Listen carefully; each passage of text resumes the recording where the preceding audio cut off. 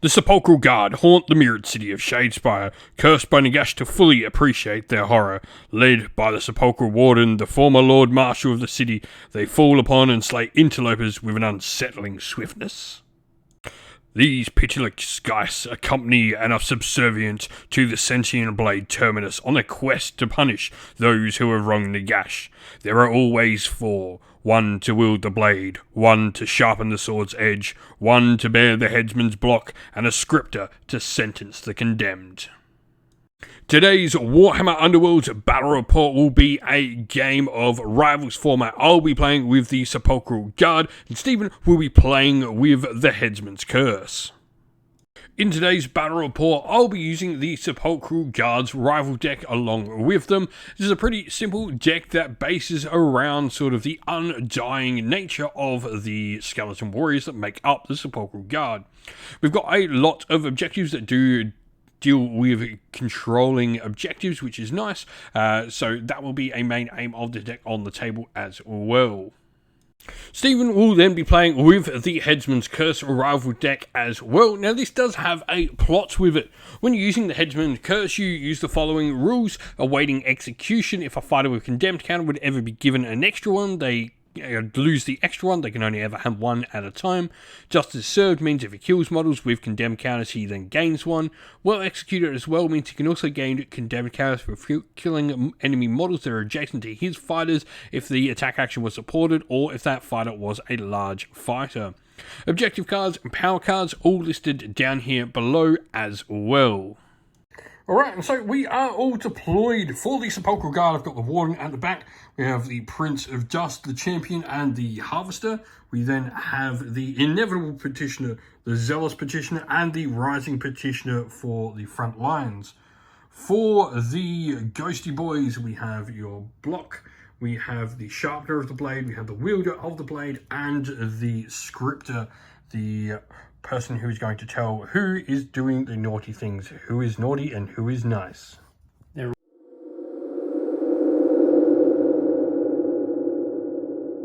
Today's video is brought to you by Gap Games, a fantastic retailer in Australia for a variety of different miniature war games. If you'd like to help support the channel, we have an affiliate link where by clicking on and purchasing, you'll help support the channel, but you'll also help support Gap Games, which is a fantastic servant to the community. Alrighty, so priority for turn one. This is for the Sepulchral Guard. We got a crit and a double support. For the Headsman's Curse, you just got support, so I am going to get the first activation, and I am going to take it. I'm going to start by activating the Sepulchral Warden and using one of his special actions. I can choose up to 2 other friendly fighters, and they both can make a move action. So we've moved the Prince of Dust and the Champion there for the Warband, so it is over to you for your first action. Though before you take your turn, I am going to play Worthless Chaff. This means that friendly Petitioner models have no bounty, so you won't get any glory for slaying a Petitioner. This will persist until the end of the round or until you take out a Petitioner. Alrighty, so first of all, you're going to play Roaming Witness. You can choose a friendly Chain Rust model and remove that fighter from the battlefield. Place the chosen fighter on an edge hex and give the chosen fighter 1 charge token. If that friendly fighter is adjacent to one or more enemy fighters, give each of those enemy fighters 1 condemned counter each. Alrighty, so you've just done a move action here with the Scripter, and then you're going to play Hold Them Still. You play this after a friendly fighter's move action, and if they're adjacent to one or more enemy fighters, choose another friendly fighter, which is going to be the Wielder of the Blade. He gets a free move action and must end in contact with the same enemy. I'm then going to play the Gambit, which is Inexhaustible Warriors. Get +1 move to friendly fighters. This effect persists until the end of the round. You're then doing Helping Hands. In the first attack action made by a friendly fighter in the next activation, that attacker is considered to be supported by 1 additional friendly fighter. I'm then just going to use, again, the Sepulchral Warden's ability to move 2 friends. And so I've just moved up the Petitioner there and the Harvester. Alright, so your next activation, you're just going and attack with the Scripter using the Condemned attack. So go for it. Roll to see what you get. Support will succeed. So I only need a single success, which I get. I succeed, but I do gain a condemned counter. Alright, so my next activation, I'm once again going to activate the Sepulchral Warden. His movement ability is just that darn cool. So we are going to move 2 friends. And so we've just moved our 2 petitioners up there. That is that. Next up, you're going to condemn my little skeleton back there. The petitioner on your objective in your territory. Support one. No, you won't succeed anything. Actually, do you need hammers or crosswords with him? Hammers. Hammers, okay, 1 success. Roll my defense. Succeed again. And so you will score this at the end of that as well. Surge and duel. There is a surviving friendly leader. The wielder of the blade is alive. And 2 or more enemy fighters have condemned counters. Next, I'm going to go and attack with the harvester there. So the harvester is going to attack the wielder of the block. I do get supports counting successes, which means I'll just have the 1 success there. So you need your defense. Gets 1. arrows. Need a dodge. Get back here. In the dice tray would be great. Nope, that's a support, so you will take 2 points of damage. Alrighty, so you are then going to play an upgrade with your glory. Heavy duty, +1 damage, your fighter's range 1 and range 2 attack actions, going on the wielder of the block.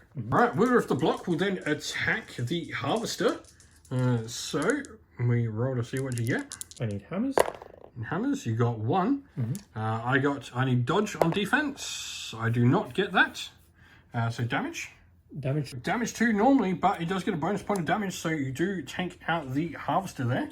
Right, you're then going to spend a chilling grasp, or spend a glory on chilling grasp, meaning I can't actually move the Prince of Dust away from you, as you enemy fighters adjacent to this fighter cannot make move actions. And so, with that though, I am going to make a charge action with one of my fighters, and that's going to be the Rising Petitioner. So, 2 attacks. I need cross swords with the Rising Petitioner. I get nothing. Okay. So that is him done. And so, end of round, you are going to score Saving the Inevitable. Scoring the end phase if a friendly fighter is adjacent to 1 or more enemy fighters, and 1 or more of those enemy fighters each have 1 or more wound or condemned counters. Alright, so you did that, but I'm going to score my entire hand. So, first of all, retake what is ours. Score this in the end phase if your warband holds 3 or more objectives, which I do. And one of those objectives is either in enemy's territory or no man's land. It is. I then also am going to score Eternal Legion. Score this in the end phase if 3 or more friendly fighters are each in no man's land and or enemy territory. They are. And then I'm going to score Lay Claim to It All. Score this in the end phase if your warband holds more objectives than each other warband. Alright, so after gaining all that glory, I'm going to then spend it to gain some upgrades. So we're going to go No Vitals. This is -1 damage from attack actions on a friendly fighter of my choice. This is going to be on the Prince of Dust here. We're then also going to play Petitioner's Oath. We're going to put this on the Rising Petitioner. And then we are going to put on our Zealous Petitioner over there. We are going to put a Familiar Face. This makes the bounty for that Petitioner Spent Glory.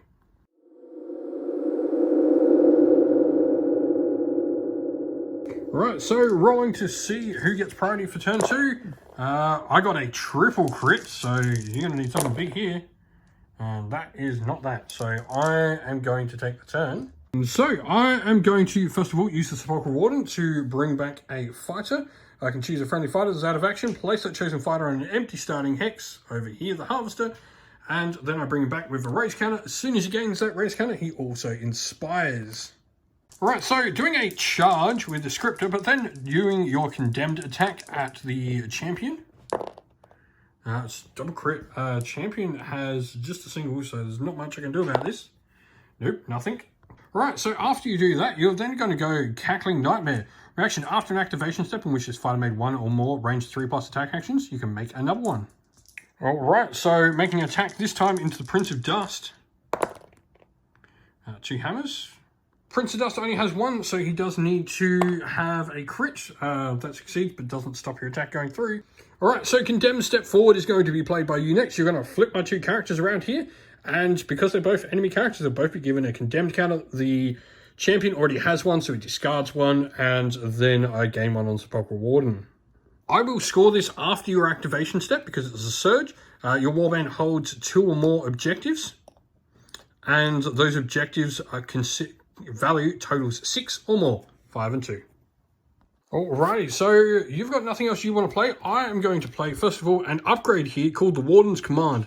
This effectively makes my Warden a little bit better at raising dead. I give this fighter 1 charge token and choose 2 friendly fighters out of action and put them both back on the table. And then I'm also going to play this gambit ploy called a Pitiless Command. I choose a friendly fighter with 1 or more raise counters on them. The only one I currently have is the Harvester, but I can push them to hexes. I'm then also going to play Undying as well. This is going to go on the Sepulchral Warden for +1 wound.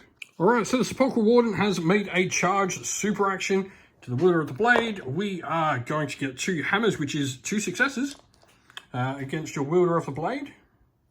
Wielder? Sorry, Sharpener of the Blade. So you got 2 defense dice. 1 and double support. Nope, that'll be 2 damage and takes him out. And then I will score the Surge objective. Skills Unforgotten. Score this immediately after your leader's attack action takes an enemy fighter out of action. Alrighty, so you're then charged with the Wielder of the Blade. You're going to attack the Prince of Dust. So, roll to see what you do. No. My next will be the Harvester, then makes a charge into the Wielder of the Block. So we're going to attack. 3 dice now, and I am supported, so that'll be Harvester. What does he need? He needs cross-sword, but the 2 supports will succeed, so that's 2 successes. So the Wielder of the Block, not enough. That'll be 2 points of damage on him. Alright, so the Scriptor is choosing now, because you've only got charge tokens on, you can now just attack. So you're going to attack the Sepulchral Warden. Go for it. Be a crit. So can I just at least stop the crit? Nope, I take the damage. Sorry, wrong dice. I stopped the crit, but I take the damage still because you still got a hit. And so, Eager Assistant, you will score this because you have made 2 successful supported attack actions in the same phase with friendly fighters. So with that, yeah, you're going to score 2. Alright, next up, I'm actually going to make an attack with the Prince of Dust here, actually. So we've got 2 attacks. So that'll be a success. So you can need just 1 defense here. Nope. Nope. Cool. So you will take 2 points of damage, and I'm also going to push you back 2 squares, because you have knockback 2. And so your only option left is making an attack action with someone you can, which is the Scriptor. Who's he targeting? Sepulchral Warden, yep. No, because you've got no one adjacent to the target. And so going into the end phase, I will score a challenge unanswered. I score this in the end phase. So there are more enemy fighters out of action than there are friendly fighters out of action. And I currently have none, and you have 2.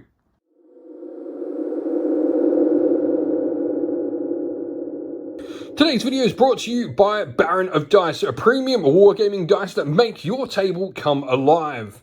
Now, if you're looking for some great dice to suit an army you play on the tabletop in a variety of different games, go to Baron of Dice and check out their website.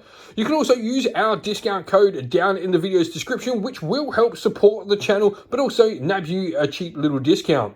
The dice you see pictured here are the official dice for Parabellum's Last Argument of King's Conquest by them as well, which you can find on the Parabellum eStore as well.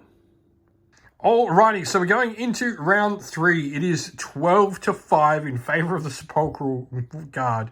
So priority, I got a crit, that's it.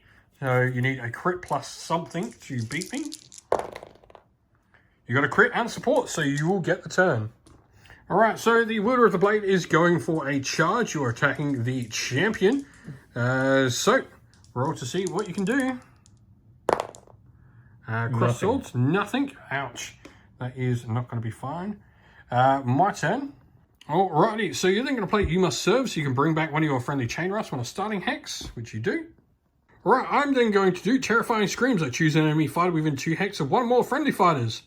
Push that chosen fighter 1 hex. And then to counter me, you're going to choose a friendly fighter and push the chosen fighter 1 hex. Down in, cool. I'm then going to play the upgrade Spark of Independence, and this is going to go on my Inevitable Petitioner at the back there. This gives them +1 wound and +1 dice to my attack actions. I cannot be driven back, and this does break after I'm taken out of action though. You're then going to play Guided Blows on the Wielder of the Blade. You're then going to play the ploy of Damning Scream. Choose a friendly fighter within 2 hexes of the script door and stagger them. Cool, and chosen to stagger the Sepulchral Warden. I'm then going to go next, and I'm going to make a charge. Oh. So the champion is attacking the Wielder of the Blade. I am supported and double supported in this. 2 cross swords will not hit. That'll do absolutely nothing. Wielder of the Block is making a charge into the Rising Petitioner. Alright, so your attacks into the Rising Petitioner. You double swords? Do nothing. Nothing. Ouch. Any hammers. Sepulchral Warden will attack the Scriptor.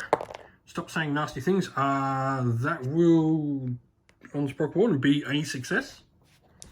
Because he's not supported in any way. You will get support on this for your defense, because the Wielder is there. Nope, not a double support, so there'll be 2 points of damage on him. Scriptor is going to attack the Sepulchral Warden.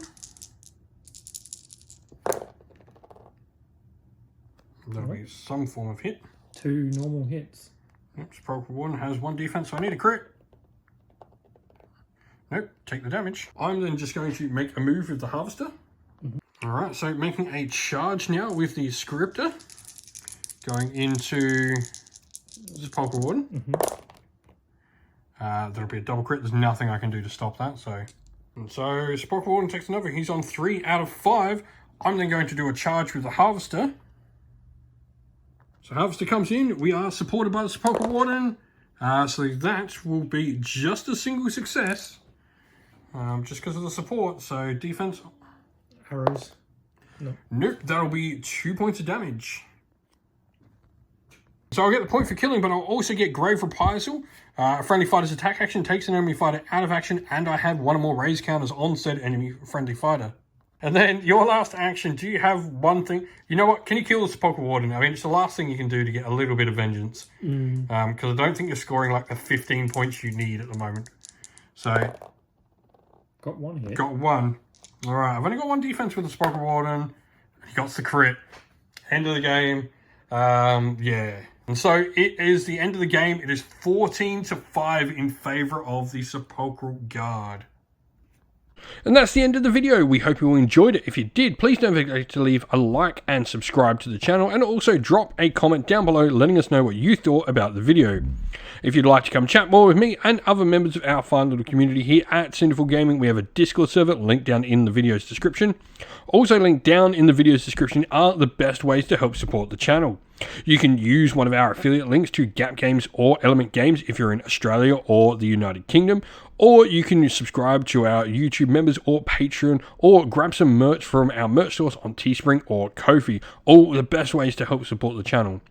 As a special thanks to all our Patreon and YouTube members, we'd like to give them all a shout out. So thank you to our Patrons, Broken Chef, Andy C, Grimscold, Colorblind Magic, Benjamin Swallows, James Cater, Mark Harvey, Domir, Average Wargamer, JJ Austrian, Cure Dynamic, Andrew Bowen, Outer and Shot First, Kenny Lowell and Soren, and to our YouTube members, Green Roots Gaming, Ronya, Lock Lorick, The Johnny84, Broken Chef, Ariana Edwards, Monty's Tabletop Terrain, James Tillman, Disco, John Castle, and Gargamel196.